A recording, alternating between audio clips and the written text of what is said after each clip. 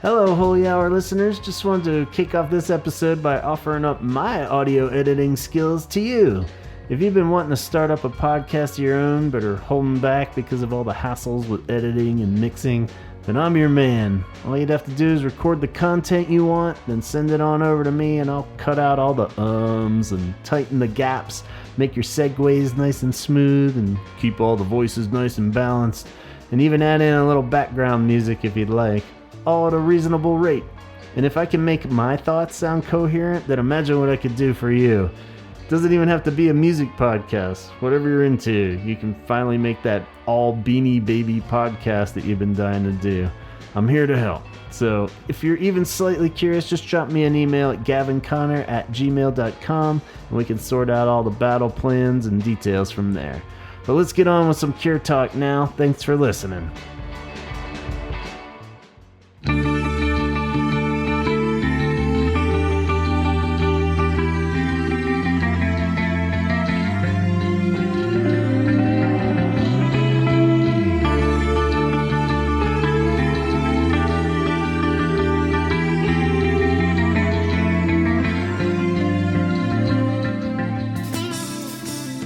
Hello and welcome to the Holy Hour Podcast. It's the bi-weekly All Cure podcast. I'm Gavin, and I have a wonderful episode for you guys tonight. I'm joined by Antonio and our very special guest, Andy, the Cure fan. Andy, hello, man. Hey guys, it's nice to be here. Thank you for having me. Yeah, man. Yeah. It's been a long time coming. Having you officially back, but officially your first official guest episode, if that makes any sense. Yeah, the last time I was on was episode 119, Mystery Caller episode number 2. Whoa, which yeah. was October of 2019. I'm glad yeah. you looked it up. I could. But yeah, it was I during. did my homework. Was it full on pandemic mystery colors? We were doing a lot of those around that time. No, this was before, but the bad thing about that one is that I was driving, so I kept getting cut off. So this is like my first sit down. It's great. Yeah, there's nothing worse than those driving cutoffs.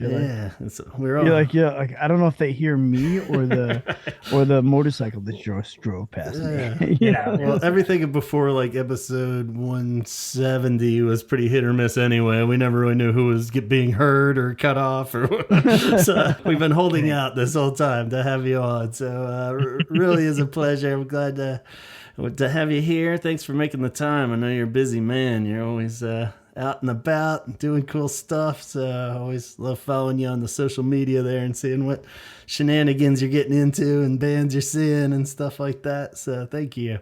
We love bands and shenanigans. Yeah, so it's cool. Hey, work hard. You got to enjoy yourself when you have any free time, right? Totally. And this is our big pre-tour episode. Believe it or not, it's coming up right around the corner this Wednesday. The tour starts for The Cure, and I think we're all pretty giddy for this and excited, and who knows what surprises lay ahead, but we figured we would talk through it all. We got a lot on the agenda. We're going to talk to Andy about what's coming up and which shows he'll be seeing on the tour and some meetups that you have orchestrated, which will be great to hear the details on. And then just all our hopes and predictions and dreams for this tour. What could possibly happen now? And your origin tale too, which we always love hearing everybody's on here. And believe it just seems mind baffling that we haven't got your origin tale officially yet. So I'm very curious to see how all this madness started for you. And but before we all start with that, even just to backtrack a little bit, I'm curious. I did a Patreon about the show vinyl that came out and gave my 2 cents on what I thought of all that. And I think pretty sure both of you guys snagged your copies, right? Did you get it? Sir. Yeah, totally. I haven't played it yet, but I've got it. You got it in your hands. Yeah, Cool. I gave it a good spin today. Okay, what'd you think? Yeah, just curious your opinions. It's, as far as audio quality goes, it's a fucking A+. Yeah. I mean, I think the remastering on it is fantastic. It's that perfect balance of Robert's voice really cutting through. The bass sounds great on it. And I tried to give it's always difficult comparing a CD to vinyl. You Yeah. know what I mean? We can have those arguments all day long. Right. So what I did do is I A and B'd it against the bootleg Ooh. vinyl, All right. the Yeah. orange one, But which I have. fairly recently was, yeah, I came real close Yeah, to buying that bootleg, and I was like, "Nah, I'm gonna hold off at least." I know. Yeah, and so it's definitely way higher Yeah. quality than the bootleg. But as far as a strikeout, because like again, audio quality Yeah. phenomenal, A plus, but they're getting like a C on the the packaging. Yeah. If I'm spending almost $50 on a double LP, least you could do is give me an insert. Yeah. And even the artwork on the inside of the fold, the inside artwork on the fold of the bootleg, I thought was is That cooler. core. Yeah, Oops. the picture, the art on the picture disc looks really cool, Yeah. especially like the B side of the first one that's got like Robert's face on it looks great. Yeah. But the it was just missing. But at Like, least it opens up. I remember we were talking about the yeah, it Wish does one where they're open up. cramming everything into one Yes, yeah. So sleeve, that which was is a bit good, but it still should have had, I think, a pullout with a little more detail on it. fair enough. Again, we're spending a lot of money on it. Yeah. I don't even think there's a digital download. Nah. No. I don't There's think no, so. there's no code for it on digital. So again, when you're pushing almost $50 and it's supposed to be a cool exclusive, I think you need to give a little more Yeah. I'm aside glad from you say just the that audio. because I got something for you, Antonio, and I don't think you follow me on social media or whatnot, but I have a really good friend. Well, I've known him for years. He does the Smiths and Depeche Mode conventions out here in Hollywood, Mhm. Ray, Uh-huh. and he owns Chaos Records in Covina. Oh, And you know cool. what? I'm promoting some meetups that we're going to talk to in a little bit or talk about in a little bit. I pretty much said, you know what? I am going to burn my fan made copy that I transferred from VHS of show to DVD. I'm going to include it with everyone that purchases it from your shop. So he only had 20 copies in, but it felt so good to just have random fans that they might not even know me, just like, wow, I got something extra as a part of Damn. it. Yeah. That's so rad of you, No, man. no, that's That's awesome. cool. Yeah, because I made it so that crossed my mind too. I was all like, the part of me that was like so happy with it all, but there was that little like, man, they should have put it on CD too and had the DVD in there and then whatever I haven't and it's, checked, but they added the sideshow songs to they it too, did, right? yeah. That was a huge plus for Yeah. me. That kind of sealed the deal for it being awesome. Where they had like the full tape as the intro for a song, Cool. is all Yes. tape. So I was like, Yeah. oh shit, which Yeah, like again, that was all great. The yeah, audio's fantastic. They did a great job with it. It's kind of like semi overdue because they know it's something that the fans love. There should have been a really good remastered digital version and even like a DVD, like Blu-ray, almost before a picture disc Yeah. vinyl. yeah. You know, And maybe so it's so still coming. Maybe they'll put out something it where could be. like a deluxe CD with Paris remastered would be cool if they just put it all in one, Yeah. But You know Yeah, what but like though? even if the pullout had something cool, because yeah, like these shows back, especially those shows, I'm like these come from the days where the tour posters were like a really a big thing. People got physical actual tickets. There's enough like artistic aspects of things that could have been on a really cool pullout. Again with vinyl, you can't listen to it as much obviously because you're not taking your record player in your car or on a plane when you're traveling. Like, Right. I don't know, I wanted a little bit something more physically substantial to maybe read along with. Like we said, the Wish like CD booklet in the remaster had some great stuff in it. And to me, almost all that like bonus readable, like physical tangible stuff to me was worth the price. You know what I mean? Like, But because look what we you did just get said. the audio on it, You're you know? comparing it to the Wish remaster. We've known about the remasters ever since what? Three Imaginary Boys in '05 that they were going Yeah. to come with a little booklet about how they recorded. They were going to have bonuses. Join the Dots was the same way. So we've gotten used to that level. But if you're going to do a comparison like that, I'm not saying you're wrong. I'm not saying that Yeah. I would appreciate it more. You really need to compare it to last year's Record Store Day or the year before, Japanese Whispers, Blood Flowers. What did those really give us if not just the record? Yeah. But yeah, I think for a double LP, this has been the most expensive one. So with that ticket price, with that cost price, I wanted to give me a little something. Yeah, but I'm glad you said some positive things about the audio because I feel like there's too many audiophile nerds out there that were just bashing this. People were just talking so much shit, and it's like, Yeah, you know what? Maybe I don't have an ear for it, or maybe that's just their opinion. But you know how people can get. They think they're Yeah, so like, man, I could hear every beat. I record everything lossless. You know, but there's people like that, and I'm not yeah. saying that they're bad, but that's When not. it yeah, when it comes to live recordings though, the whole thing that makes it a live recording is the small imperfections, is the fact that no matter like what I'm hearing sitting in section 120 is different than what somebody is hearing in section 242. And you know what I mean? We know that yeah, sound travels different, right? So what I like and what I look for in a live recording is I want to hear I want to hear a little bit enough of the crowd so I feel like I was there, or you understand that this is them cutting it right then and there. Like, yes, it's going to a board and everything, but nothing is worse than the vocals getting lost and the bass getting lost, which Yeah, happens in more live recordings than anything else.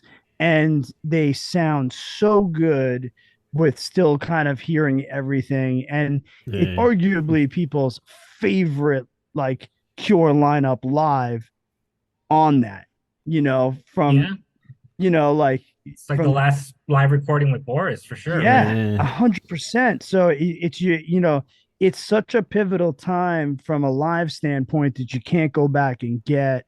So to hear the recording, I thought a little more balanced than the VHS, or a lot of people that were bouncing yeah, it, like you bounced it to DVD and then pulled the audio from the DVD, but then some people were going VHS to cassette and then eventually dumped it on a computer, and it's probably got hisses on it, it's got yeah, like And speaking of what you said too, because we were talking about the show, the VHS recording. I mean, yeah, it would have been nice if the Cure did something there. And surprisingly, what they just did that recently when Wish got remastered, we got Play Out in HD on yeah. YouTube for free, And like, and we yeah, got the extended one. Nobody expected nah, that. and it was like totally yeah. unannounced too. So that would be kind Yeah, of cool so if I that mean, just pops up, kind of yeah, it would be remastered, cool. Some stuff like that So popped up, and that'd be awesome. We need to see more of that. yeah, yeah, I'm Yeah. on No, it favor. also could be too. It's like I get it, like sometimes with the way things are and cutting deadlines, because it was a hard date because of record store day, you can't miss that and just ship it out a week later. You know what I Yeah. mean? Like, But that's kind of my gripe with like record store day stuff is like I wish it would just be something they can just drop and put out. Why do we have to like be totally under its I mercy and like all that it. shit? I like It's it like, and dislike it at the same time, yeah, because, a perfect example is like, record store day, um, or not just necessarily record store day, but I'm seeing more and more copies now after the fact. Like we said, I was like, yeah, am I going to run there? This is the first time I did not get in line early, and I got there naturally, and they still had a still had it. copy. And Cool. my local Yeah. record store is not the place that gets tons of copies, because their main thing is jazz and their main thing is used, and I love them for it because I love nothing more than digging through used bins and finding gems. Yeah, Like, most of my vinyl is that, as opposed to like newer stuff. And I got there and I found it, and I was like, and then they're releasing, I'm finding more and more artists are releasing the same thing then again on vinyl later, and it didn't make it as much of an exclusive. So yeah, it's cool. I think it's losing its luster a little bit, and I'm glad it's at least, maybe they wouldn't have done it if it wasn't a record store day push. yeah. That's the other factor. So as So long as it I don't gets, know how the market is now, but I remember hearing articles that a lot of bands that want to, press on vinyl, production delays. It's like, all right, I can release my album now, and then the vinyl come out in 6 months, 9 months, whatever the lead time is, or I postpone the whole thing. As a fan, which would you rather have? yeah, as a fan now, and as the full, like, I'm a vinyl collector, but I fully embrace streaming. I want to wake up whenever time it is I wake up, grab my phone, connect it to the speaker, and start listening to it right away. Like, knowing that I'm going to get it on vinyl, I'll still buy it on vinyl live. I'll still buy it on vinyl when it comes out, but give it to me when it's done. Yeah, Fucking Yeah. give it to me. they're, You know what I mean? they're Like getting better too. They've got Dolby Atmos. They've got lossless with Apple Music. So I mean, they're getting better. I would Yeah. say so. and you know what? And speakers getting better. So even if the output's not there, you know what I mean? Like Yeah. what we're listening through now and what you can get at what price is phenomenal. You know, like it's And I'm fine with things not coming out together. I think that could be something that, Yeah. like if, whatever new Cure album just dropped digitally or something for a while, then we could all build up the whole anticipation for the vinyl, or because, anyone that's going to buy it probably is going to do it anyway. Yeah, Mister, you weren't gonna buy it. You're like, it's too expensive. Yeah, And then yeah. boom, that morning. There you are. Look what I got. Exactly. I know, So- I know. I was like, I'm just gonna wait. I'm gonna wait, and then I was like, because I'm gonna get suckered into buying more stuff, and I still went. Yeah. Cool. Yeah, I mean, like like for instance, I just went. I just saw Sam I Am, and the new album has been out now, I guess a couple weeks or so, but a few weeks, and they had the record there live. I love the record. I was like, oh, I'm gonna buy the vinyl. What's the I name of that band you said right now? Sam I Am. Dude, tell me, I don't know who they are, so tell me why I thought I Am Sam, the 2001 Sean Penn film.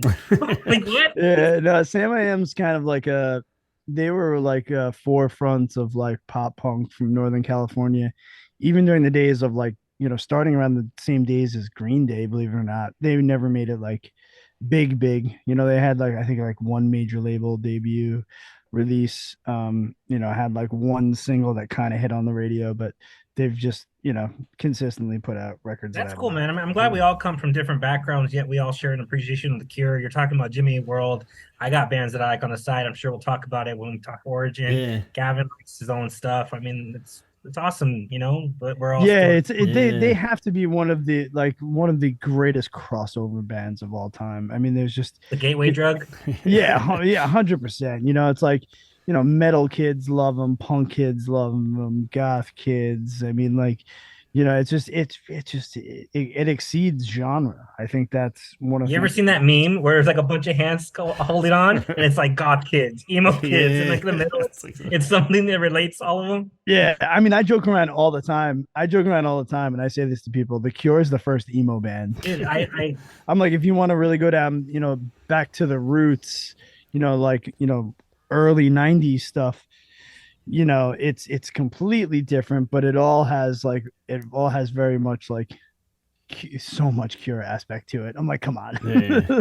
This is more talking Origin, and I know we're not there yet. No, Gavin, we can bounce around. It's all good. Robert's birthday was a few weeks ago on April 21st. Yeah. And I wrote a really mushy post. I was having some drinks, watching some shows or videos on my computer, and I'm just thinking, I grew up in prime emo. If it wasn't for The Cure doing that song with Blink-182, maybe I wouldn't have gotten into them as much, and then I was listening to My Chemical Romance at the time, Fall Out Boy. I was listening to a bunch of stuff that I feel that, yes, that's kind of what was playing at that time in my life, but it was all stemming from them being fans of this band. Yeah. So it's, yeah. That's what really gets me. With My Chemical Romance, if you didn't have The Cure and you didn't have Queen, that band wouldn't exist. Yeah. And it's two bands not in the genre. It's two bands that are even different from each other. But yeah, it's 100% true. I mean, it's like, you even get like, I mean, if you look at all the bands that have covered The Cure, like Cure songs get covered from everywhere, from like, female singer-songwriters on pianos to like tough guy New York City hardcore bands. Yeah, like, I mean, it's crazy. every genre every genre covers The Cure. It still shocks me, when you get like some band that you've been following for years, and then somewhere in the 30th interview you've read by them or something, they'll just bring up The Cure out of nowhere. I'm like, it makes sense. Of course I like this guy. You're like, validated. Yeah. It's like, what? Okay, Super Chunk likes The Cure. Cool, like, awesome. It's like, I mean, Andy, my kids now are 12 and 16, and naturally, without me like completely shoving it down their throats, both of them, like when they heard that The Cure was going to tour America, were like, "Can we go?" Yeah. And then like I just remember I got this random phone call from my daughter one day. She's like, "Dad," and I'm like, "What's up?" She goes, She's like, you got to give me some other Cure songs to listen to because I've been listening to the same ones and I absolutely love them. And she was like, "Want might be one of my favorite songs like ever," And this is a kid that only listens to Billie Eilish, Right you on. know. Yeah. Hey, I so, like it too. so yeah, so it was just like I was like, okay, I was like, I'll get on making you a nice long playlist, and Yeah. then That's awesome. and I was like, I didn't force it on her. I didn't, if anything, I thought they were like, oh, that's dad's music, Yeah, like, exactly. I know. I keep but I I keep mean, telling Henson, I'm like, there's a lot of other cool bands out there. We should listen to other stuff. And he's like, nah, keep putting the Cure. I love that. But we're all fathers, and you know what? You're not shoving it down your child's throat. You want to have a bonding time with them. Yeah. They love you. They want to know what's important to you. Why is it important to you? And yeah, man, my daughter, she's 7 years old, but she can tell you Friday I'm in Love and Boys Don't Cry. Nice. yeah, And when she heard they were touring, she's like, "Yeah, Daddy, how many shows are you going to?" Which, by the way, I'm up to 9 shows this tour. Okay, yeah, And awesome. wow, God first bless world you. problems. I'm like, how am I going to make a 10th now that they announced the second San Francisco show? Yeah. You know, and it's like I shouldn't complain because how many people can say they're going to 9 shows with how hard it was to get tickets and whatnot. Yeah, yeah. Yeah, My daughter, we're in the car, we're listening to Churches with the Robert Smith. Right. Been listening to just Churches' album in general. I've been a fan of Churches since their first album in 2013, and to finally see them cross over with The Cure, I mean, Yeah. again, it's awesome. That is cool. Yeah. yeah, it's unbelievable how that how that stuff works, and it's funny too because when I like really think about it, and I'm like the bands that he's truly adopted, that are bands that I love and that have been played throughout my house. It's like it's the Cure, it's the Pixies, it's Nirvana. You know what I mean? I'm like, oh wow, there's definitely reasons why you picked up on all these that were like super influential Mhm. that he's hearing hints of in the stuff that's current. Yeah. Like it's like he can tell, out of these newer waves of the last decade of bands, how influenced, they were by the Pixies and by Nirvana and by the Cure. It's I was like, man, I'm like, this kid's got a fucking ear. You know what I mean? And it was all natural. It wasn't like, I put those necessarily on for him. It was just That being said, any of your kids taking an interest in music? Gavin's son a few weeks back did a Instagram live with him, and he was playing Friday I'm in Love for an upcoming talent show. You Yeah. know, yeah. Yeah. My son's got it. He plays guitar and sings in his music school band. He's 12, and they actually covered Boys Don't Cry. And nice. he actually kept it a secret from me. Wow. Yeah, and it was Why? like because he wanted me to be like super surprised when I went to his live show when I went to a show because they actually played it Nice. live. Oh. So all of a sudden, and they started playing it, and the look on my face, I looked over at my wife and I was like, Huh? "What?" And I was like, and it's and I Did was you like, cry though? it We're was all men in here. Did you cry? oh, I teared up. Yeah. I teared up. I fought the full on tears, but and then even the Nirvana song, that they picked, which my favorite Nirvana record, which is it's controversial that I say this is Incesticide.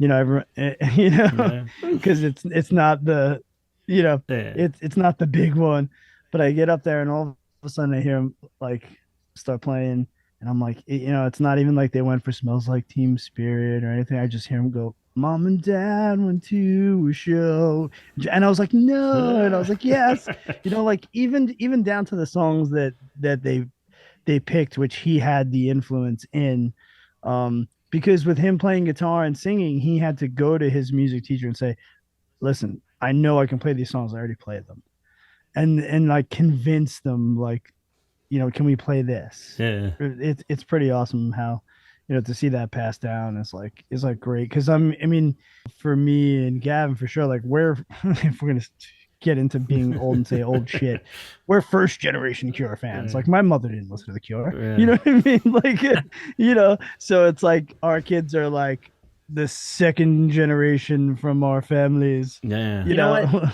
I'm glad you bring up ages because I became a Cure fan at the age of 15. Uh-huh. That was 20 years ago. I'm 34, but I'm going to be 35 this year. But I love how we're just all talking right now, connected. Doesn't matter how old you are, how old I am. We're speaking on the same level, Yeah. and it's great. I think even at 15, I would hang out. I became good friends, and thankfully still am. There is a Cure tribute band over here on the West Coast, out of Los Angeles, El Monte to be exact, and Brian Soto is the lead singer, and you can even say the director of that band. He's the Robert Smith. He's just the one that puts it together and gets everyone involved and does the shows. And I met him when he was 24 and I was 16, Uh, and we're still friends to this day. I'm gonna be 35. He's 42. that's awesome. And we just went to the Yeah. movies last night, hung out, whatever it may be. And it's great because I feel like even when I was that young, he was celebrating his birthday, had some friends over.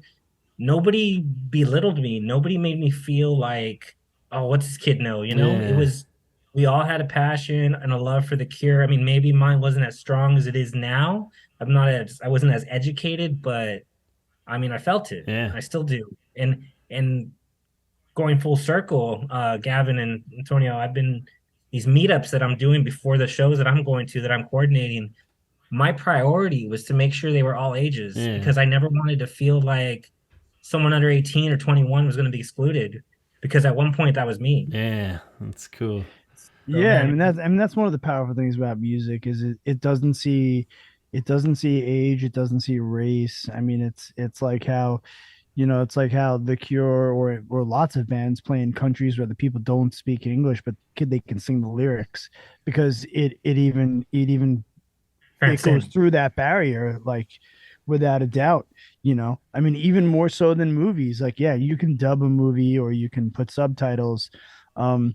But even, the movie sometimes maybe it doesn't feel as culturally relevant in other parts of the world where music, it doesn't matter. Like it cuts through all that. Yeah, yeah, for sure. Now we're getting all deep. Nah, Yeah. it's Dude, I love that you said the other countries thing because I mean, sorry, I can't name drop them right now. I didn't plan ahead, but yeah, I see Cure tribute bands out of Italy, out of Brazil, yeah, Portugal, Argentina, Mexico. And I follow these guys. I mean, maybe one day I'd like to think I'm gonna go see them, but the fact that these people don't even speak the language or it's not their, Oh main yeah. language. yeah. It's amazing. Oh yeah, it's It's unbelievable. wild. Like my wife grew up in Colombia, and she was like, you know, watching, well, first listening to music, and then then watching TV is like what helped her like speak English and learn English, and hearing her, she would say all the time, like even when they were in Colombia, like her dad had to have like the newest records and the newest American music, and it was like didn't matter, like she couldn't speak a lick of it, but she was listening to it and dancing to it and bopping around. Yeah, It's and especially, yeah, like South America too is huge for the Cure, and it's funny because when I look at the streams for my music for Cult Leader, I actually would say that like just about more than half of my Spotify streams are from South America. hmm.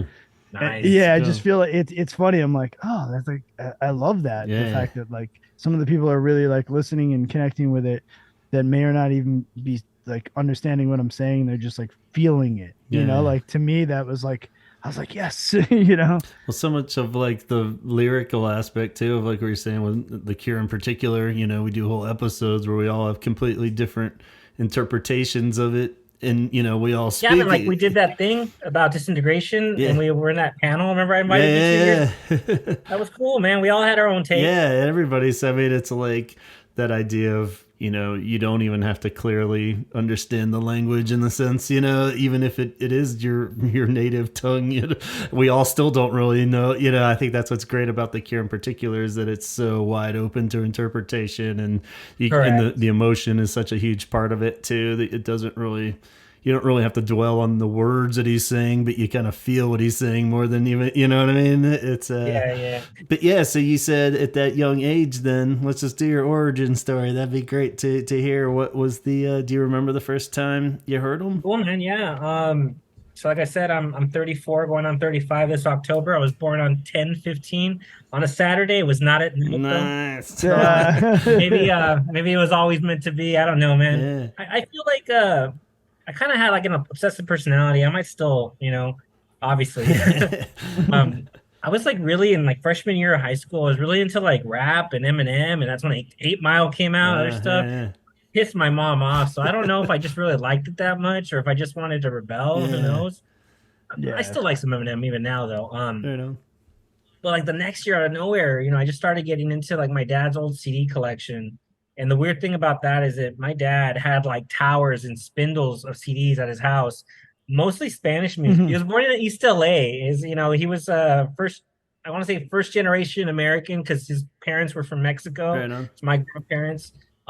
He got into Duran Duran, Thompson Twins, Depeche Mode, The Smiths, a lot of 80s, Yeah. right?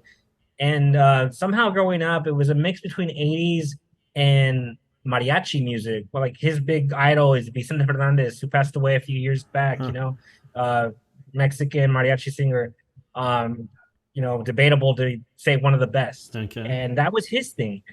So most of his music was Spanish. But he did have a section from when he was in high school where he had it was a UK import of Depeche Mode singles 1981-85, Okay. which I believe only came to the States as catching up with Depeche Mode with a little bit of a difference of track listing. Okay. So he had that one. He had some Smiths, Queen is Dead, Strangers Here We Come, Louder Than Bombs, Thompson Twins. I couldn't even tell you what he had, but he had like Tears for Fears, and then, like I said, a shitload of Duran Duran. Yeah. I really got into the Smiths. I don't know if any Cure fan or Smith fan would say this, but I would say that the Smiths' Queen is Dead, and maybe it's just the color, man. Mm-hmm. But I think that's like the Smiths' Disintegration. Yeah. Yeah, I'd agree. That was my thing. I got into that. I was a sophomore in high school, and I had a Discman, and my algebra teacher was really chill. I like to think I'm pretty good at math. I was then. And he was like, you know what? As long as you do your work, I don't care what you do. You can listen to your Discman, whatever you want. So I would just take CDs to school. I'd listen to them. And this is like, I don't want to say it was pre-internet.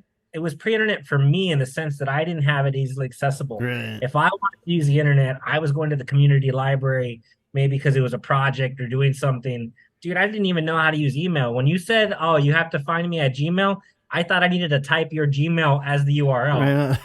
I had no idea. So I was just listening to a bunch of Smiths, Morrissey, Viva Hate, Vauxhall and I, stuff like that. This was like early 2003.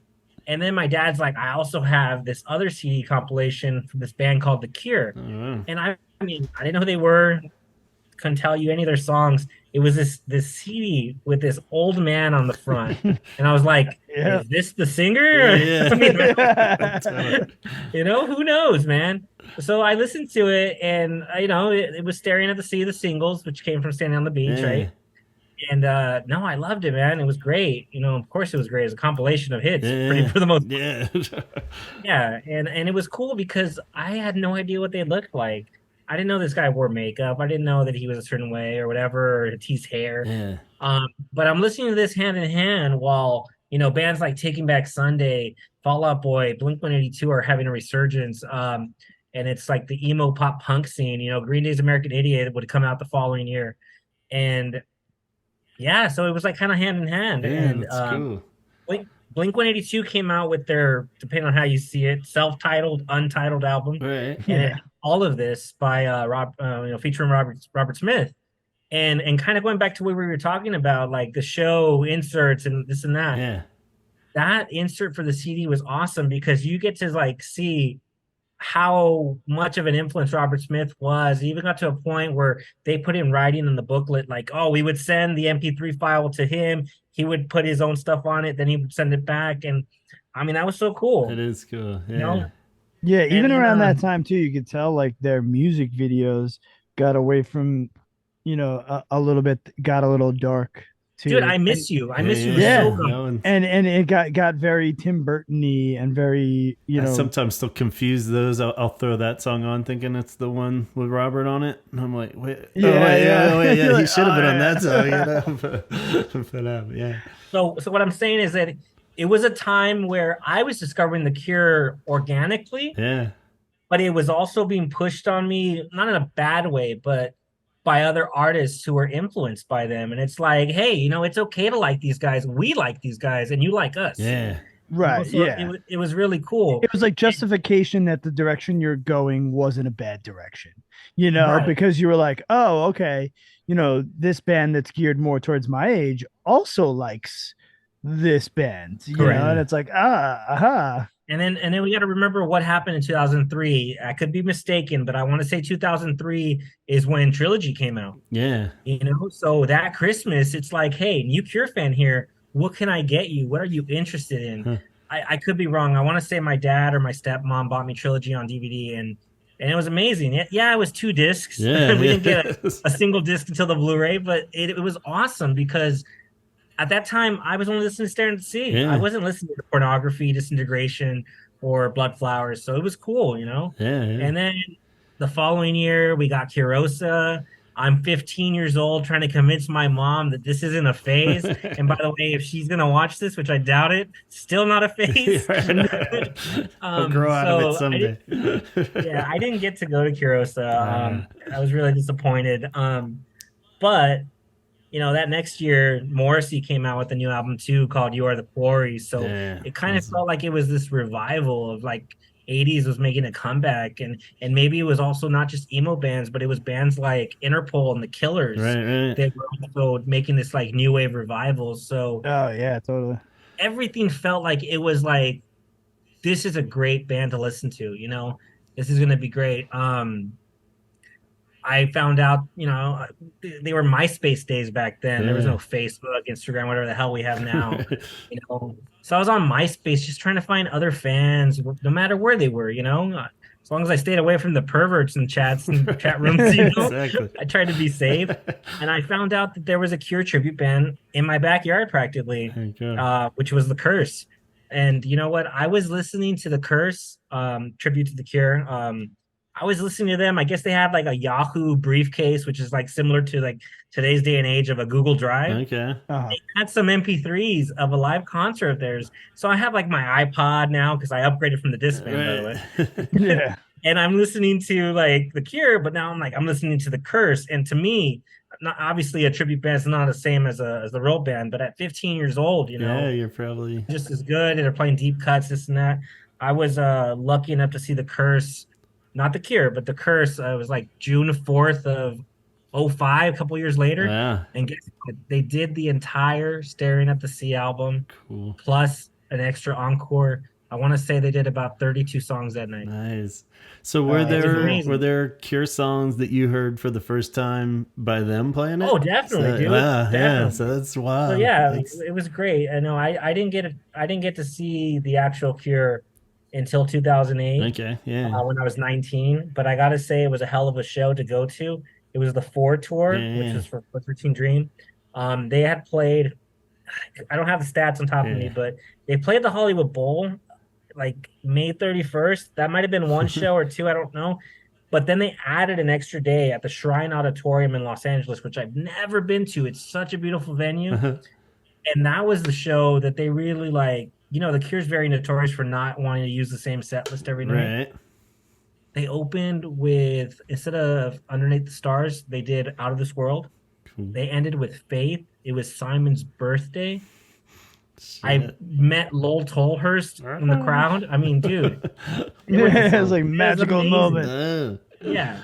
I mean, I got into Kiss from listening to Mini Kiss first. There you go. Huh. Wow. No, I'm just kidding. Like, oh man. I just recently saw just like a clip of Mini Kiss. Nice. So that's my origin story, guys. And then, like I said, the deluxe editions and remasters started coming out. I think they were Rhino Music. And with those remasters and reading what The Cure was or who they were and everything, MTV Icon The Cure, that was great. Hosted by Marilyn Manson. You had bands like Razorlight, AFI, and of course Blink-182 covering The Cure. And Blink-182 have been one of my favorite bands as well in this whole thing. It was on separate occasions, but I actually got to meet all the members of Blink-182 and told them how much I enjoyed their cover of A Letter to Elise. Awesome. And they're like, wow, you knew that? I'm like, dude, I'm a hardcore Cure fan. I don't know if it's going to come out on camera, but awesome. Letter to Elise. Yeah. Yeah, I love that. I still think, like it's amazing, how much their influence. Even Eddie, the other guitar player from Taking Back Sunday. Eddie Reyes. Yeah. I mean, Eddie's a huge Cure fanatic too. I mean, him and I would listen to the Cure like driving around all the time. Um, but A Letter to Elise, like I'm sure you've heard the Sensefield cover of it, right? No. Oh, that Dude. that cover is, oh my God. It's I mean, that's in my top three favorite Cure songs probably Dude, of we're all gonna have time. to add each other and talk after this. Yeah. Send For it Nice to sure. meet over. you. And I'll tell you some really old fun Sunday stories you just can't tell anyone else in public. They Now, covered wasn't that good, but I think they covered Just Like Heaven. It was like some lame, like really bad copy recording. It must have been early on. no, it couldn't have been early on because it would have been me because I was the original singer. No fucking way. Are you serious? Yeah. Oh, I thought you knew that. No, yeah, I was the original singer of Taking Back Sunday. Eddie and I started that band here in Long Island many moons ago. But I would have loved to have covered The Cure while we were. You guys do it in a just band. like Heaven cover ever? No, we never That's did. good. No, me and I don't know if Adam could pull one off. If I'm being honest, and I don't think they ever did. They definitely never recorded it. If they did, Yeah. I gotta take a look. I gotta look. Not no, I'm 1,000% sure. So Did yeah, they? you have to check it out afterwards. Yeah, I Um, mean, obviously, after me leaving, I wasn't as big of a fan. I mean, I was a fan. I liked the stuff that Fred did with them because Fred's my Wait, so did you homeboy. just hang out with like Brand New and everything too, or what? Yeah, I grew up with Jesse Lacey. Me, John, and Jesse grew up going to school together, and that's how I got John into John doing Take Nolan. Back Sunday with me. Yeah. I grew up with Dude, those guys. that you know what? I would have been more starstruck. I'm almost glad you didn't tell me. Surprise. Surprise! Dun, dun, dun. That's awesome.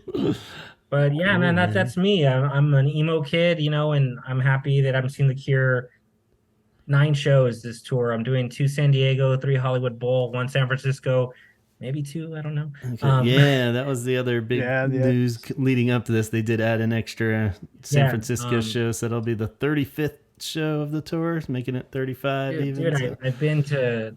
I'm so, honestly the only word I could use is I've been blessed. I started in this fandom late, but I've done so much. I'm trying to still do as much as I yeah, can. sounds like you've made I've up been some good time. I've been to Sydney. Yeah, I've been to Sydney for the disintegration shows. I well just one, but it still counted. yeah, yeah. Oh yeah, That's- for sure. Went to the Rock Hall of Fame where Gavin, I'm glad I got to see you, Yeah. Chaz. I went to the 40th anniversary show. I didn't go to curation, but still, Yeah. So you were it's at the fine. Hyde Park one? You were Yeah. awesome. Hot as hell, yeah. Yeah. Yeah. Now the big question is if Robert Smith and Morrissey were drowning and you can only save one, who would you save? Come on. It's obvious, Robert Smith. Just making sure.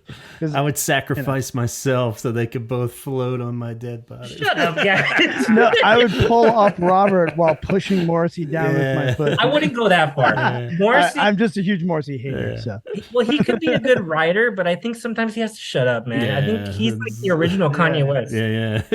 Yeah. It's talking has been a problem. Yeah. So yeah, you've seen some cool destination ones all around the world then. And Yeah, I want to say I'm up to 15 right 15? now. It could be 16 because you got to remember too. I'm gonna count any that I could. I'm counting Jimmy Kimmel Live. Yeah. So did you see that? Yeah, Were you right. there for Jim? I'm counting Carson Daly. I'm counting All right. Yeah, those Jay count. Leno. Whatever it is. If I seen The Cure, dude, I don't care if it was in your backyard. I Yeah. saw The Cure. Totally. I mean, dude, I got to go to the MySpace secret show. I was the first one in line. Oh, That thing got shit. announced at midnight. I was there at 1 a.m. Nice. oh wow, that's crazy. And that was like a 36 song set. That's And it was pretty free. good. And Gerard Way and Lindsay from MSI was there. The Killers were there Oh, upstairs. wow. Like, yeah, dude. That's right. I've been to some pretty rad shows. I mean, I can't say I saw Sex Pistols back in the day or Yeah. Joy Division, but I'm doing my that's- best here, buddy. That's amazing. Yeah, for sure. You said you crossed paths with Lowell. Have you crossed paths with any of the other members? Or... Yeah, Lowell was really cool. I saw him at the Shrine in 2008. It was June 1st, 08. Mhm. But I also ran into him where else? Surprisingly, or maybe not surprisingly, because they are really good. Lowell has been friends or in contact with my friend Brian of the All Curse. right. So he. They'll sometimes have Lowell, or they did years ago, play drums on like, early Cure Yeah. stuff as Yeah. like a special guest or something. And to return the favor, Lowell did a charity event a few years back. You can find it on my YouTube channel Mm-hmm. where him and Mark Gemini, don't know his last name, but he's also a session or a touring member of like Bauhaus and other stuff. Okay. He's played with Peter Murphy and other bands. They all did like a benefit show in some backyard where like the guitarist from No Doubt, Yeah. Tony, Sounds right. can't remember his name, but either way, there Yeah. was a Yeah. lot of celebs there. Aquabats were there, Questlove Oh, was cool. there, Flavor Flav. It was like a Muzak charity for like music Wow. and the arts and schools or something. And yeah, Lowell asked the Curse to play with him for this charity event. Wow. The only problem was that it was like $175 a ticket, Oof. but you could volunteer. Ah. So I volunteered, dude. I'm like putting up tents. I'm like doing Nice. whatever it takes, But I'm like, I get to actually work and help Lowell. Like, hey, Yeah. whatever you guys need, let me know. And it was really cool. I got to see the set. Awesome. So yeah, Lowell's been a really good guy. And then he played at we have a swap meet nearby. It was a former drive-in, but now we have a lot of tribute band shows there and other live music. Lowell's played there, That's great. and it's so funny. That place is pretty huge. It's got 3 entrances, right? Mhm. And Brian goes, "Oh, hey, can you go meet Lowell?" And like he's at the gate, doesn't tell me which one. So I got like Oh a no, one. you're running around. Dude, That's no, awful. but here's the chance. I got a 1 in 3 shot to get it right. I get it right on the first one. Nice. Oh, nice. So yeah, Shout Lowell- out to the Aquabats, by the way. Yeah. Yeah, dude, I saw the Aquabats perform The Cure. They're doing it again, by the way. Gavin, Yeah, I saw hosted that. recently. That's cool. Yeah, but no, Lowe's been cool. Simon, I met Simon, dude. It was 2009. I don't even think I was 21. I think I was like 20, gonna be 21. They played the Pearl in Vegas. This was like the warm-up show to Coachella '09. Uh-huh. Simon was hanging out at the bar, and I'm just like, I don't care if I'm out of age. I'm gonna go and meet him. And I took a picture, and he was great, man. Who else? Roger and Robert. I was lucky to meet them both at Reflections. It was to the point that I met Roger at Reflections. I introduced myself, Mhm. and he said, "I know who you are." Wow. That's And awesome. that was like validation to me. I was Nice. like, "Oh, I'm doing this right," That's awesome. Yeah. So no, just good times, dude. Like That's great. Yeah. I'm all into music. Some of my big bands are like The Cure, Interpol, Blink, The Killers. Yeah, going back to your origin story, I think you're the first person. It's really cool to hear your perspective coming from almost 3 perspectives of like starting where you had, like your parent influence you having those albums and stuff. My dad only liked In Between Days. Yeah, but at least it was there around, and then like you kind of already liking those bands that were already influenced by The Cure, and then liking The Cure on a separate path. So you're almost doing like 3 different paths at one time. It's kind of rad. I don't think I've ever. And now I'm in the dad role. Yeah, So I mean, 4 perspectives now, but I love it. Yeah, it's cool. We haven't heard that variation here on the show before, so that's pretty cool. So, yeah, but even it's just funny hearing you say that that's like the first CD that you listened to of them, because it's it was I think it was probably not the first time I'd heard a Cure song, but it's definitely the first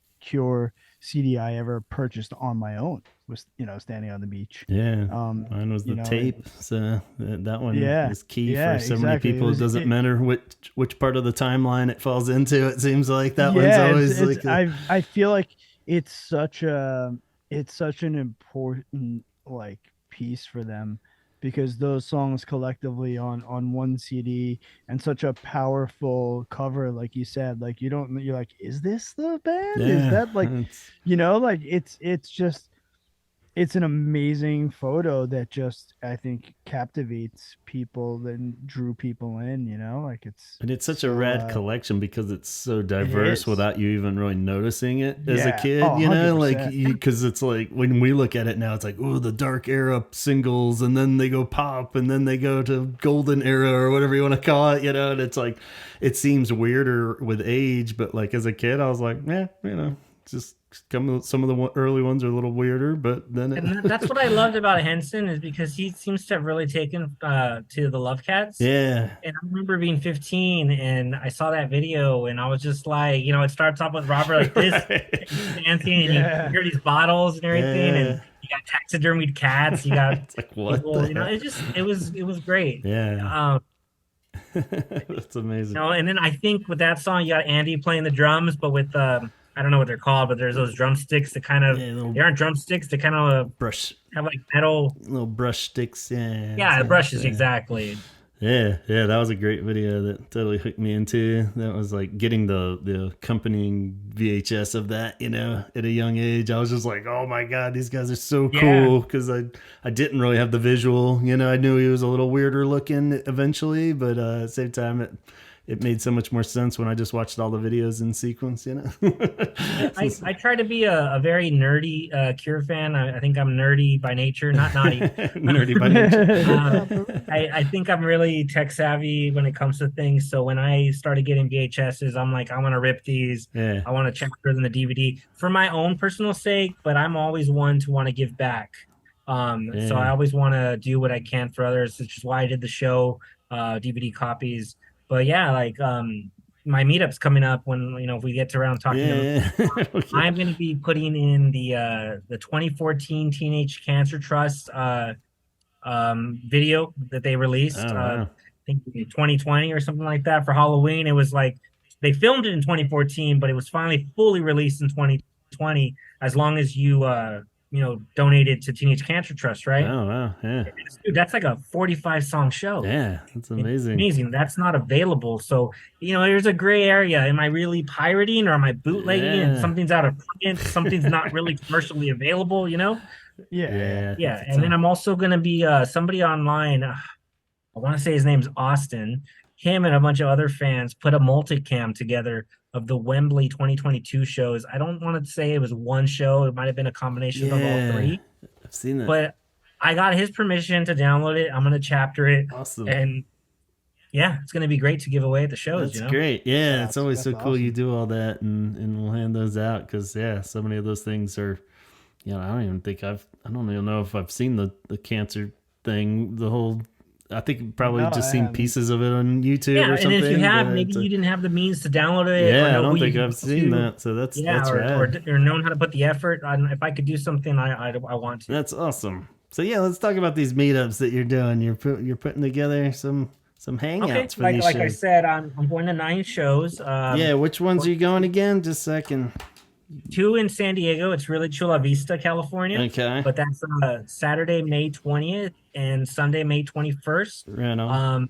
I was doing my best to try to find like a local venue. Again, I'm trying to do all ages. I don't want to just be some dive bar or whatever, Right. it to be somewhere nice where people can grab a bite a bite to eat or something to drink before the shows, and just hang out, meet other Cure fans.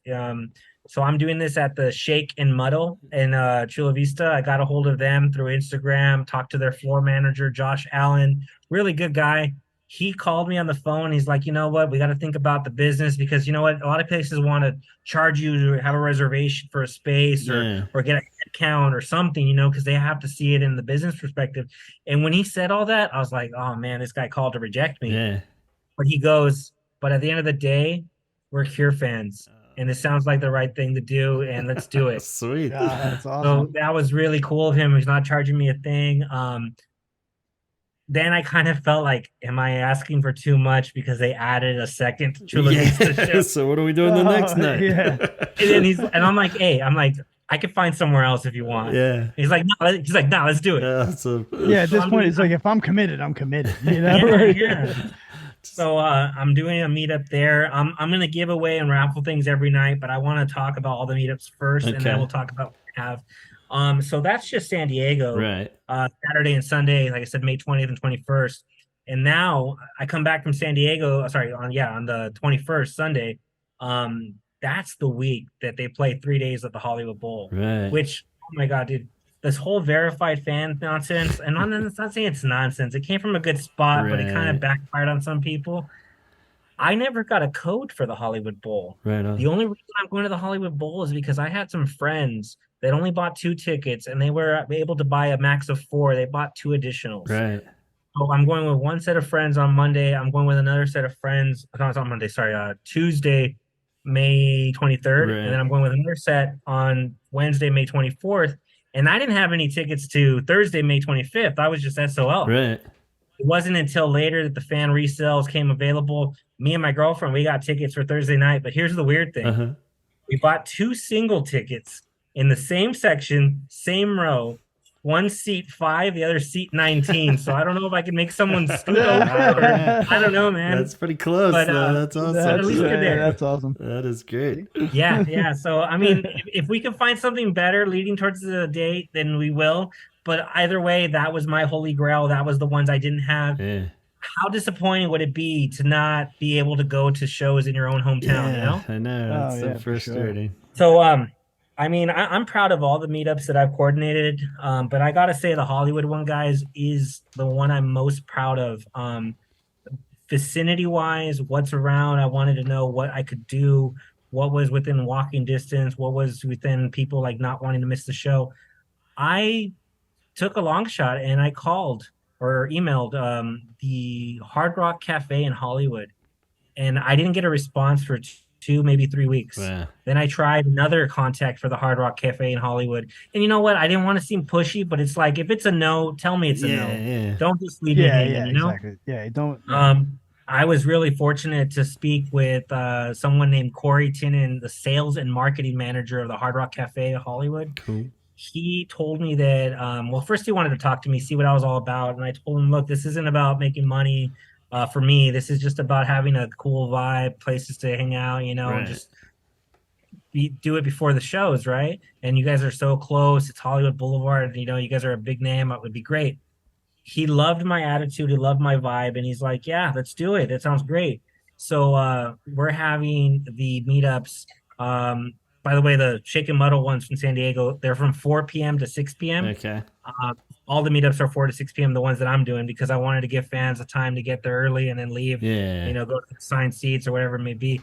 But yeah, Hard Rock Cafe Hollywood. I'm so glad that they agreed. And that's for all Very 3 nights? Yeah, all 3 nights. Awesome. So Hard Rock Cafe is giving me a space for 50 people, which honestly now is feeling like not enough. Yeah, I bet. Nothing but Cure music for 2 hours. I'm gonna have 2 servers, not charging me anything. Nice. That's awesome. We're bringing them business, and that's great. Yeah. The last meetup's gonna be in San Francisco. The Cure's playing Saturday, May 27th. I'm doing this at excuse me, at Sports Page, San Francisco. It's really Mountain View. Okay. This one, to be honest with you, is mostly due to the vicinity. There wasn't much going around, and like unless I was going to do this like in an Applebee's or a Chili's, Right. you know, this was the place to do it at. Either way, I don't want to minimize that. I worked with someone named Jackie and Rob as well Cool. at that place, and they're like totally cool with it. But here's the thing: they announced the second San Francisco date. So it's like people expect me to go to both and like do this for both, and people got to remember, like, I'm just doing this out of my own kindness. Like devote your whole month to this. Yeah, dude. So I mean, I appreciate the response though. I mean, I'm getting messages from people in Germany. I'm getting messages from people just traveling in saying like, hey, we're gonna go to your event. This is exciting. So far all I've set up is what shows, what meetups, where they're at, what dates.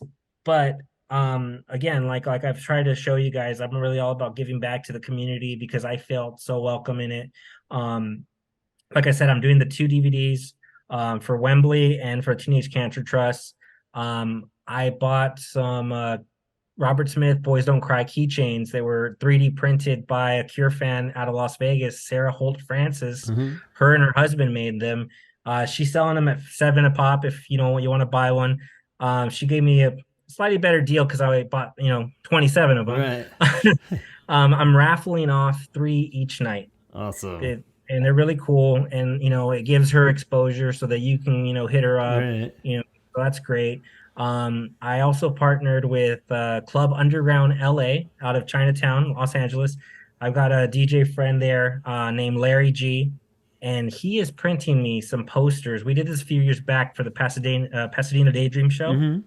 he's printing me some posters of the anniversary film Right that The on. Cure did, the Yeah. 40th anniversary. Yeah. Um, they showed it in select theaters for a limited time. I don't know if either of you guys got to go. Yeah, I was able to see it. I saw it at a local, nonprofit cinema, and they hooked me up with a physical copy of the poster. Took that to FedEx, paid $40, scanned it myself. Now I Nice. can reprint it for all you guys. Awesome. That's That's great. cool. I'm also raffling some of those off. I'm also raffling off 3 shirts each night, a medium, a large, and an extra large. Cool. Just a black shirt with the in white of the new logo. Nice. So that's cool. Yeah, nice. I got some pins made with the flyer designs, Sweet. 50 each night. Once they're gone, they're gone. Just really trying to give back, bought raffle tickets. Now here's the exclusive, Holy Hour podcast exclusive. I Okay, told everybody Gavin out there, that, wake up.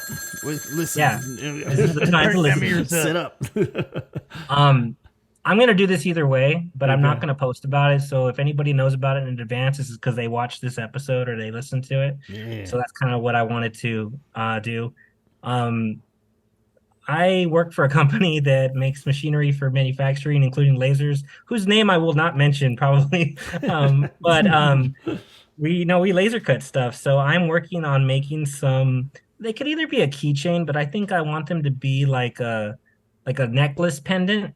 You guys Right. are familiar with the necklaces, the flower necklaces of the Dream Tour? I have an enamel pin with that flower on it. Yeah. Okay, so it was like a pewter Yeah. necklace, and it was Right. like limited Yeah. edition. You had to get it during the Dream Tour. So my idea is to have something like that, but with the new C from the new Cure logo. Awesome. And they're going to be about 1.5 inches in size, probably about 1/4 inch stainless steel. Each of them is going to take about 22 seconds to cut, so I'm going to try to cut as many as I can and just pass them out. So Nice. everyone should get that. No raffles needed. Awesome. That's rad. So man. I'm really excited to announce that exclusively here. I'm working on it. I want to make sure it gets done and everybody enjoys it. I forgot to name drop the pins that I'm getting done are being done by someone. Her business name is Opinionated Pins. Nice. They're available for any of your West Coast Los Angeles pin needs. But yeah, it's just Sweet. partnerships with people that I've met over the years in networking that is allowing me to really hook up fans and just make it a very fun and enjoyable time. Yeah, that'll make it great. It's it'd be one thing everyone just huddled around their beers or whatever and talking Cure stories, but like you're making it an Yeah. actual event and fun, and like people can see other cool things and win stuff. So I said I was going to 9 shows, but I only talked about 6, so something's not adding up here. Yeah, what do we got I here? am What's going to all 3 nights in Madison Square Garden, New York. Sweet. Oh, you're going all 3 nights. Nice. Yep, we are doing some meetups over there too. Those are being coordinated by 2 Cure friends named Angel and Leanie. Right and on. it's happening at the Chelsea Bell. And those are interesting because it's a before and after thing, whereas mine are all just befores. Right. Theirs is going to happen, I think it's like 4 to 7:30, all ages before the show. Okay. And then afterwards, it's 21 and up. And they're going to have a DJ, Frankie Teardrop. I'm not familiar with him, but a lot of people seem to be. Okay. I'm still going to have the same giveaways. They might not be raffles. They might have a different way to give them away. Right on. The difference is that I won't have the pins. Okay. But either way, man, that's really cool. 9 shows, I'm excited. That sounds rad, and we'll definitely keep it posted. Do you have a preferred site if somebody wants to backtrack after hearing all that, where they can see? I'm pretty accessible at Instagram, at Andy the Cure fan. Facebook, you can search that as well. That's been my moniker since I was 15. I had some friends in high school as a joke, as a gag birthday present. They're like, "Oh, you're Andy. You like the Cure, so you're Andy the Cure fan." And they made me a T-shirt, and it never really went away, and it's okay. You know? It's pretty solid. You got it to stick, man. That's like getting your name.com or something. It is funny though, because like I know, you're doing interviews with like Arusha at a Cure fan doc, whatever. Yeah. And here I am, like, I'm Andy the Cure fan, as if you're not Gavin the Cure fan. Yeah. It's like, you win, man. You're the Cure fan. That's awesome. It's just kind of what I've been known for. Yeah, that's cool. So I'm pretty accessible online. I like to put my name out there. Very proud of everything I'm doing. Just very much want to be the kind of person to give back. I want people to have an enjoyable time. I want people, when they think of Cure fans, as being a tight community. I don't want to be a gatekeeper. I don't want to be an asshole, I mean, I can be, trust me. Yeah. But Don't but betray yeah, me. like I want. I don't know, man. I love being known for what I love. Yeah, no, that's great, and I'm happy to be this a is part of this. cool, and Thank I you, hope these man. go awesome. I'm sure they're gonna be super rad. Dude, I I got almost want to people. hear reviews of these after parties as much as the shows at this point. It's So, cool. It's cool to promote this because then I got people like, hey, do you have any plans for Phoenix? You got any plans for yeah, Seattle? they want you to Dude, I'm tour not the whole going to Seattle. band. Exactly. Like So, if the band yeah, wants to even sponsor me, I'll do something every show. yeah, you just switch Yeah, jobs there seriously. and take over. Let me add something. Uh huh. Um, I don't want to say I'm ripping off the band's artwork, and I apologize if some it comes out that way. But Andy Vela, who's been a longtime partner of the Cure, Right. Pat Part Start and all that, for the European 2022 tour, they did an exclusive event poster for each night where they had the location and the date, and then the color scheme kind of changed. I Right. hope that they keep that when it comes to these shows because I would love to have exclusive posters. Yeah. That being said, I tried to keep to the same format. Right. So my San Diego flyer, it's the Cure official meetup and it's in blue. My Hollywood is in green. Nice. And my San Francisco is in red. So Yeah. That's that's cool. how exactly how I made my pins. And not that anybody has to identify it, but the font I used for the unofficial meetup, I want to say was from Blue Sunshine, which is the glove. Right. Cool. So I like to put little Easter eggs here and there. I'm not saying Yeah, I'm the that's best awesome. graphic artist, designer, or whatever, but I had a concept. I wanted it to fall in line, but I never want to claim to be official, which is why that's unofficial, you know? Yeah. But Yeah. I thought it came with good intentions, it came from the right place. I wasn't trying to rip off anyone. I'm not profiting from any of this. Right. If anything, I'm spending money out of pocket, but that's okay with me. Right. Yeah. Yeah. Hopefully all that goes without saying, but it's good to get it out there. And no, I think anybody listening to this would hopefully know that your heart is definitely in the right place and coming from it, the most genuine angle. So yeah, that's very cool. Yeah, just looking at this after the ones I highlighted that you're doing the meetups at, they're all in a row. So it is like Yeah. every night that you're gonna be exhausted by the end there, but it'll be good. Let's talk set list. I mean, I Yeah, hope it's not 100% identical to the Euro Tour. If it is, I can't complain. Euro Tour was amazing. It yeah. would be nice to have more new songs. I mean, hell, it'd be nice to have a new album already, right? Yeah, Um, my biggest song, obviously, you guys saw the Letter to Lise. I didn't explain why I have this tattoo. right on. It's Wish is a great album. I love that album, but The Big Hand is my favorite song, which has Okay. only been performed 11 times live. The last time being in Radio City Music Hall in June of 2008. I want to say 20th, but don't quote me. Yeah, that's But pretty I'm going to this many shows because I hate to think this way, but Robert just turned 64. You only live once, man. good. Nobody knows how Yeah, long you'll be here. I regret never seeing Prince, never seen Bowie. If I can do more shows, I want to, but also because I know the Cure's the type of band that's not going to put the same set list every night. Depeche Mode.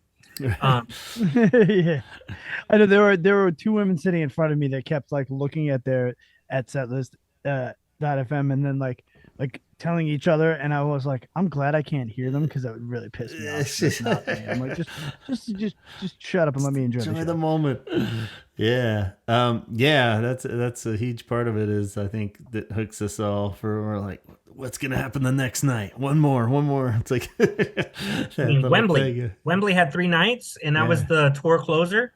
Uh-huh. And the last night was the only one that got 10:15 and Killing an Arab. Yeah, yeah, And, man. and It's speaking of tour closers, I know somebody in this chat here is going the last night of the tour. The US yeah. tour is. Yeah. So Yeah. hopefully they won't be totally burnt out and exhausted. But, yeah, I love the idea of a finale. You know, it was.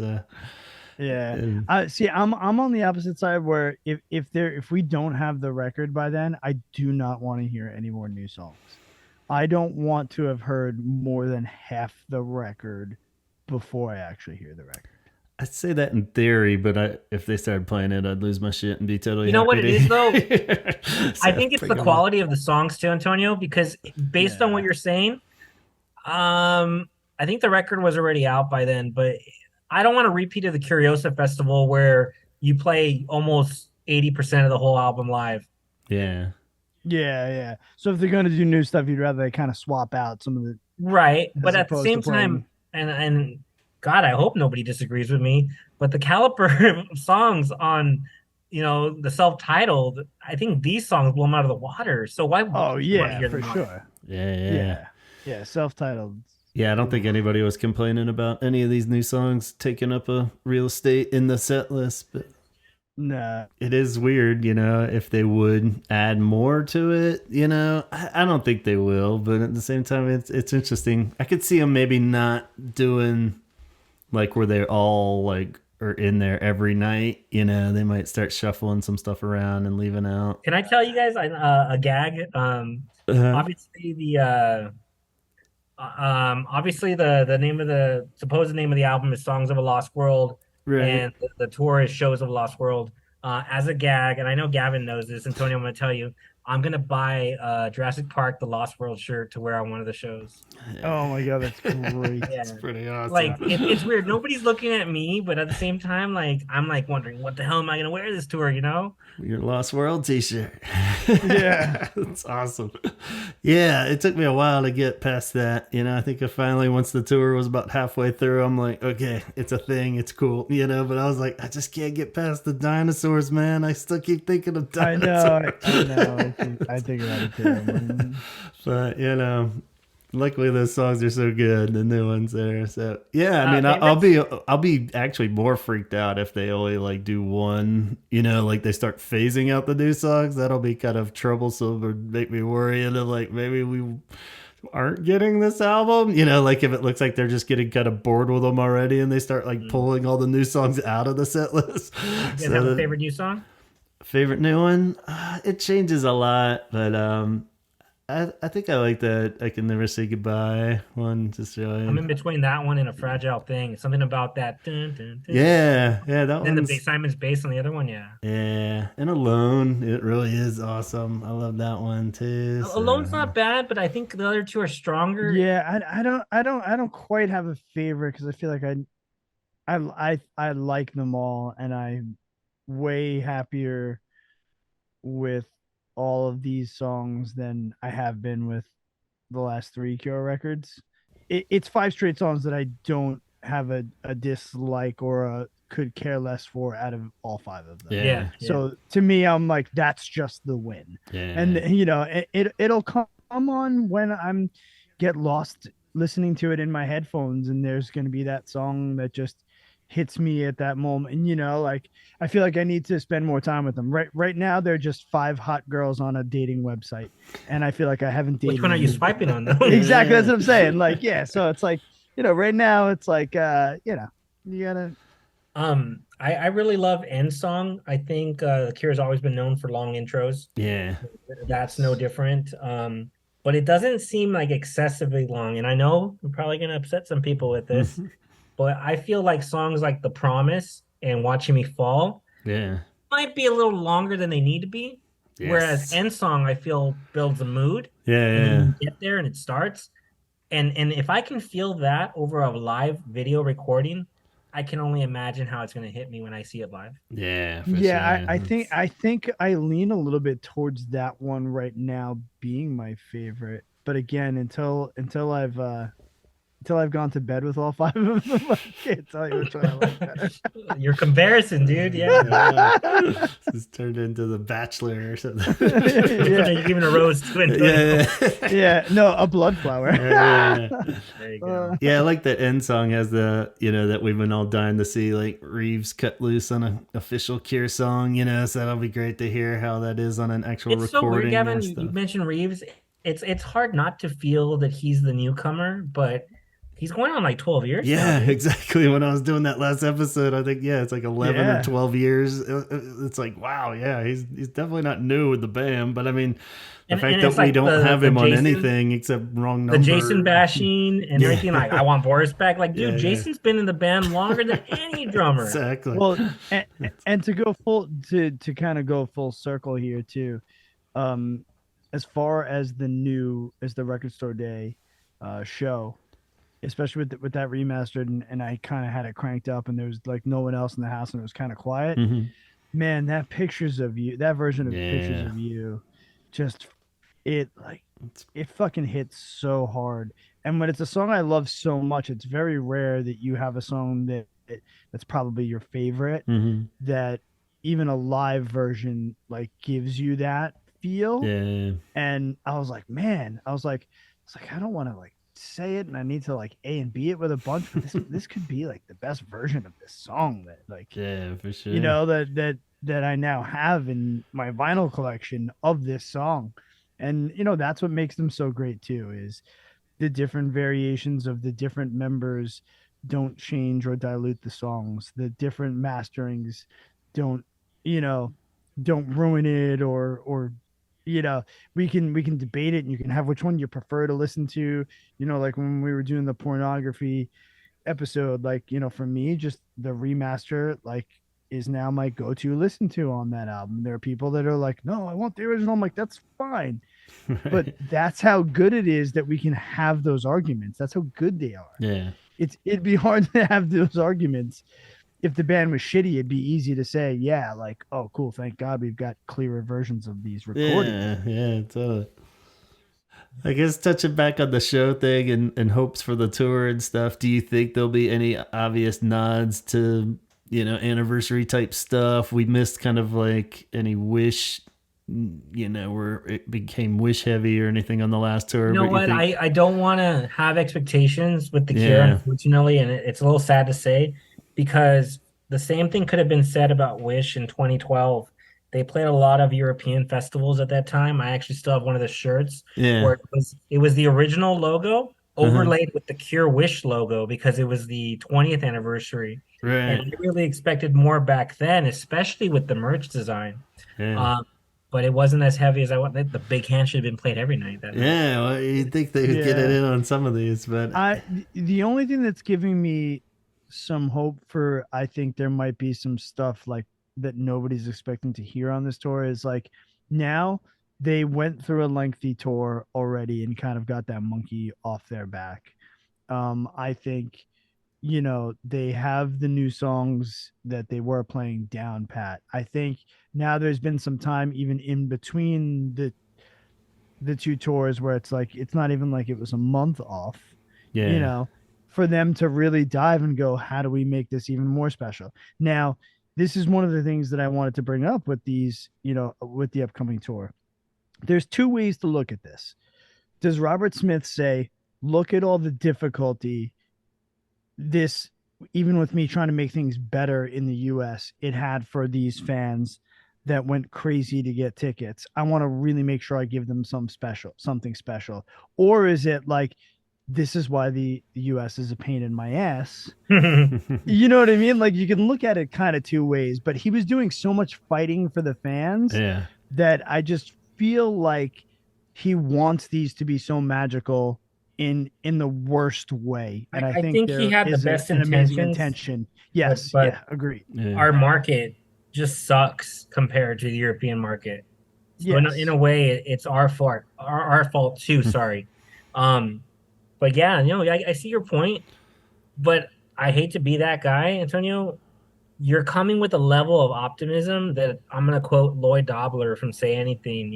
Better start off with less, than you just be, pleasantly surprised Yeah. or whatever it was. yeah, Well, I mean, and the thing is, it's not going to be bad, but I'd like to think that that's his thought process going into it. You know, yeah. um, Look, and I hope they're good and lengthy set lists. yeah, I Uh, mean, I think that's, maybe I'm giving him too much praise on this angle too, but that's what he's kind of known for, is always giving 100% too. So I think he's going to totally yeah, pour everything into this. When it's all said and done, how eager he is to come back might be the backlash of this whole mess, where yeah, it's like, yeah, I don't need to do right, that yeah. again for another 8 years or something. But like, Right, yeah, battling Ticketmaster again. He might be yeah, like, "Hey, get your Ticketmaster issue under control, and then I'll come back." Or yeah, you know what? He may come back and say a complete "fuck you" and say, "We're not selling our tickets through Ticketmaster." yeah. I mean, there's a lot of Fly variation. directly to the band or something. Yeah. Yeah, well, there's plenty of other ticket platforms, like plenty of other now, and you know, can they handle it, maybe not. The But problem is maybe that that's venues are owned by Live Nation and Yeah, so not it's- all of them. Not all but of that them. means avoiding those. yeah. Okay, so you don't do MSG. Guess what? You go to Barclays Center. Holds the same amount of people, and it I was don't know, built dude. for We went concerts. to Rock Hall and I bought my Rock Hall tickets on Ticketmaster. So Yes, but it's still Yeah, not so, I mean, owned. it's- It's just who's selling the tickets. right. So yeah, but there's also like there's so many. I think at some point that's the move that someone needs to make. yeah. Robert started it, and then the next wave of it needs to be, okay, Ticketmaster, we're not going to use you, and if that means we can't play those venues, we're going to find other venues to play, and then And a lot How of do you it feel- depends on what they do next. I mean, they could be, we've been wondering about this for years with them now. Is this the last, little round of it or what? Or they could go on for another 10 years. Even. So, I mean, it's a weird battle because he's Dude, kind I of don't starting feel the fight, The Cure are not the Stones. Yeah. I mean, it can't go on that much longer. So that's why I feel like and I he's, know that sounds like we're pessimists, but nah. yeah. in the same breath, I feel like that gives us the opportunity to live in the moment now and enjoy what we have. Yeah, for sure. I mean, I think we've all been kind of doing it since Blood Flowers anyway. So it's kind of like enjoy the at moment. least not intentionally. I don't think it would be their last tour, because I do Yeah. think they would do a quote unquote farewell tour, or maybe not. Nah, Robert might think that's a yeah, I pretentious bet thing they to would You just- can do a actually, cash grab like that. Yeah. I'd see them Yeah, like just yeah. popping up. Like they'll take 2 years off, then they play a festival, then they play like 3 years off, then they play one festival. And it'll just be like this Yeah, kind yeah, of and fade out casually till let it- one yeah. of them dies. Yeah, and until, then it'll be- until someone quits the band on social media. yeah, and then it's all That was done. real. That was real. People want to disregard it. Oh, Oh, yeah. nah. That was something. Oh so. no, that was definitely real. There was definitely something going on. But like I said when we were speculating about it, it doesn't even that. I also think a lot of whatever Simon's issue was, I think was exceeded Robert individually. I think a lot of it was frustrations with labels, frustrations Yeah. with tours, I frustrations think it's just so with easy. the state of the world. Are we COVID. going to be able to tour again? The COVID, the Yeah. this, the that. Now people are arguing about who's vaxxed, who's not. So now we're going to go out and our fan base has to be vaccinated, and now we're going to tell them how to live. You know what I mean? And it was just like, Yeah. because I we were think- all feeling that. Yeah, shit. being online too, it was so easy to publicly show that frustration. How many Yes. times do bands break up and things happen and Yeah. nobody's on social media like 30, 40 years ago, right? Right. Can I bring up tour statistics? I'm Yeah. looking at the Euro tour and A Forest was played every night. And I'm not saying I hate the song. How do you guys feel about A Forest? Would you be okay with it being left off 1 or 2 nights if it meant something else would take its place? Normally I would be, but it's been there from the start when you really look at it. I mean, it's to this point, it's weird if they didn't play it, so I think it has to be in there somewhere. I feel like Boys so. Don't Cry is that song. Yeah, but now if you look at it, it's the most played song in their whole catalog back But to but it doesn't anything, so- have to be, is what I'm No, saying. yeah, but at this No, point, we can't stop got- now. We've come to appreciate Faith as this gem that comes Yeah. in so often. Yeah, I mean, and it's lengthy, but it's a good finale. Well, then what would you so- drop? What would you drop in exchange for something else? I'm not saying Yeah. tell me what your something else is, but what would you drop? Yeah, from the majority of the songs they were playing on the tour in Europe. So yeah, they did 46 shows, right? And Right. I could tell you every song. Well, the one that was played every night, A Forest, Night Like This. I'm not gonna say Alone because that's a new one, so let's leave it there. Boys Don't Cry, Close to Me, Friday I'm in Love, Deep Green Sea, In Between Days, Just Like Heaven, Love Song, Lullaby, Pictures of You, The Walk. Those are all that have been played every night. This is easy for me. For me, it'd be Love Song. yeah, you don't need love song every To me, night. it'd be The Walk. I don't need it. I do not need it. I don't dislike that song, Was- Right. but I don't need it if it means that you're gonna give me something like way off the cuff. I would take off The Walk or Close to Me. If you're gonna play Exploding Boy, Dude. or, you know what I mean, like Dude. or something like Yeah. that. You can take Love Song. You know what I mean? Like I would easily. Okay, but Love Song's Yeah. a big hit, man. I would rather do, like I said, Yeah. Close But to this- Me or The Walk or Forest. I just like the Yeah, idea of them shuffling stuff more, which they do, but at the same time, I think it's always like, something like Close to Me, yeah, I wouldn't be heartbroken if they didn't But play here's the it, thing: if you drop definitely. Close to Me, then are you not doing the pop encore? Or Right, yes. I mean, it's more what they're going for as far as the theme. I like that they didn't play Why Can't I Be You in the last one because I was just kind of sick of that one being like the bop around encore. I was like, Close to Me totally fills that void in my heart. But I'm sure there's people that totally love Why Can't I Be You and would want that in there. So yeah. I mean, as far as a forest, I think it's just such a good finale one. But yeah, if you played like Untitled as the last song in the main set instead, I would but I be think totally fine with that. The Walker love song, I think I'd be okay the most out of those songs. Yeah. The least played songs, of course, we got the two that Wembley got only 10:15 and Killing the Arab. But you got Hot, Hot, Hot, Three Imaginary Boys, The Drowning Man, 4 times out of 46 last year. If only crazy. tonight we could sleep. Like, you see what I'm saying? Like, would you there's always one of those others to hear The Drowning Man? Yeah. I mean, it's kind of where those dream set list kind of things go into play, where it's like, yeah, you could.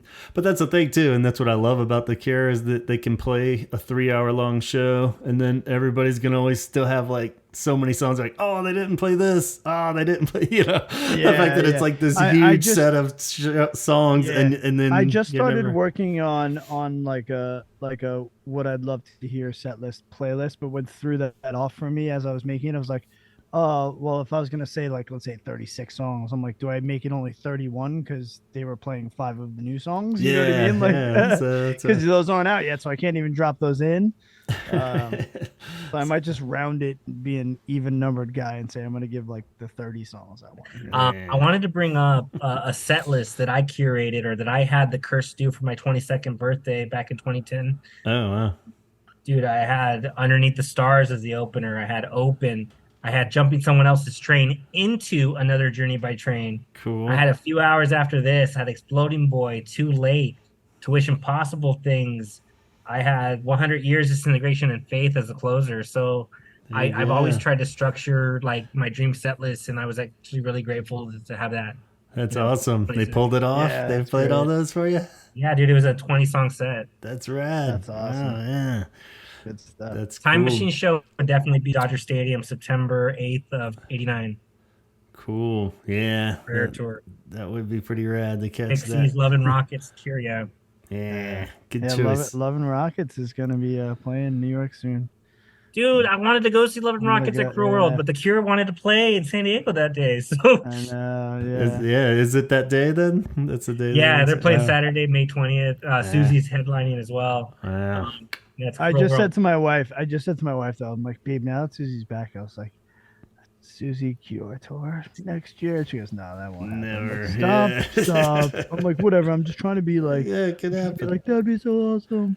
And she was, in true goth fashion, was like, let me pop that balloon for you. That's not gonna happen. Dude, I was always gonna buy tickets last minute, and I'm glad I didn't because obviously this announcement happened. So I'm happy to be going to as many shows as I am. And like I said, first world problems. I'm still trying to figure out, can I do that Memorial Day second show? Yeah. So are you gonna try for it? Well, I think with the way that the ticket sales are going, where I can always sell it back, I don't think it's going to hurt. Yeah, give it a shot. Yeah. I can give it a shot if the logistics don't work out, Or what I got to do is like, hey, I haven't charged for any of my other meetups. If you really want me to do something that day, get me there. Donate. Yeah. As of right now, we will definitely all, at minimum, at least be, in the building at the same time on, Yeah, we're down for the first MSG show. So we will definitely see you in New York. That we got it. We'll make sure we meet up. Let me say this. My priority has not been getting amazing seats this tour. It's been more quantity over quality. And not to say that it's not quality going to see the Cure. I'm just grateful to be in the building. Yeah. I can be on the lawn and I'm there. Yeah, exactly. My only good tickets, I want to say, are night one of Hollywood Bowl. And I don't mean I'm in the front. I mean I'm in the closest I've ever been at the Hollywood Bowl that I've been able to afford. And I can only do this because Robert really did his best to make this affordable. Absolutely. Yeah, that's awesome. Yeah. I really feel like, just like you said, being in the building's a win. So anything on top of that, And all of Yeah. ours are kind of like scattered about and different, so they'll all be their own kind of little memorable experience, I'm sure, from based on where we Yeah, are. definitely. So I'm excited about that too. So very All right, cool. but I am gonna have to bow out, my friends, because it is late here in New York. Yeah, Yeah. let's wind it on down. But yeah, so let's say adios to Antonio as we do Thank you, our gentlemen. We will Nice meeting you, Antonio. Let's keep in Andy, touch. so thanks for hanging out, man. I'm sure we will chat again soon. We'll link up on socials and obviously as these, shows start, we'll be looking forward to talking to you because you'll be seeing those shows before we see the East Coast yeah ones. Maybe we can one of the get some footage from some of your, meetups and stuff, and maybe we can leak it on the Patreon or something, we'll spread the cook word. something up there. All right. Thank you That's so right. much, guys. Yeah, take it It's a easy, pleasure. man. Thank you. Good Later. night. And yeah, we'll wind up here too. Thank you so much, Andy. And like I said, we will keep you posted, everybody out there, too, how the meetups go and the West Coast shows as they unfold before they reach us here on the East Coast. So we're all waiting with bated breath to see what unfolds, and you'll get to see it before us. So I'm jealous. Oh man, thank you very much, Gavin. It's always a pleasure to talk to you. Appreciate it. Like I said, if there's any stickers, anything you can throw my way for the meetups, I love to put you out there. Yeah, You we'll guys get them do a out great to you job. this week, so you have enough just to scatter them about there and sprinkle them in. It'll be good. So they're nothing too flashy, but they got some holy hour business on it. So Appreciate it, buddy. Hey, have a Cool. good one. All right, you too. Thanks again. We'll be in touch. Have a good night. Thanks so much. Talk hard. Good night.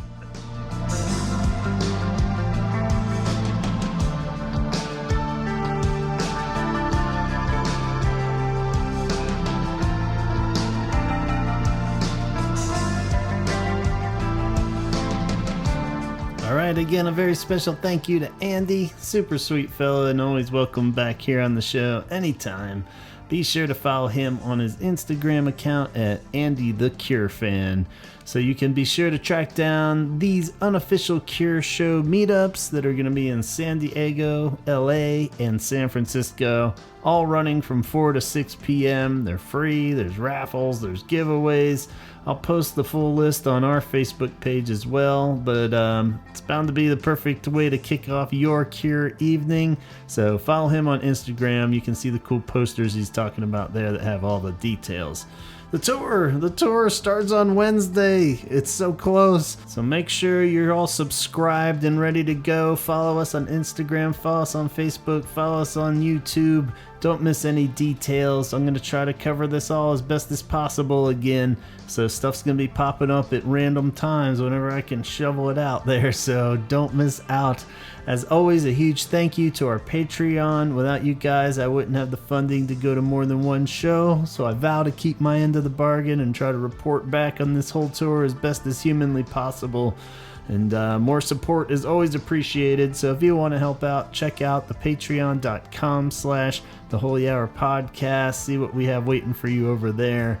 And you could be in the ranks of Class A citizens like Donna and Craig and Jeff Hilton, Jeff Cortland Jones, Sue, Ben, John, Allison, Alan, Dione, Namicio, Matt, Danny, Coulter, Matt Ford, Tom Johnson, Letty, Tom Burns, John Roberts, Francisco, Jason, and, of course, Tim. Not only is he a wonderful supporter of this show, but also a part of New Waterloo, a company that owns and operates 3 super rad hotels in Texas. So if you need a place to rest after seeing Cure shows, in particular in Austin, Texas, after the May 14th show, you should check out South Congress Hotel or the Waymore's Guest House in Nashville, Tennessee, and the Albert in Fredericksburg, Texas, which isn't slated to open till August, but mark your calendars. So lots of cool options out there for you. Scott Kruger is also part of the Patreon and the co-host of Sarlacc Digest, a wonderful all-Star Wars podcast. You can catch their live show every Wednesday, 8 p.m. Pacific time on YouTube, or catch the replays on Apple Podcasts.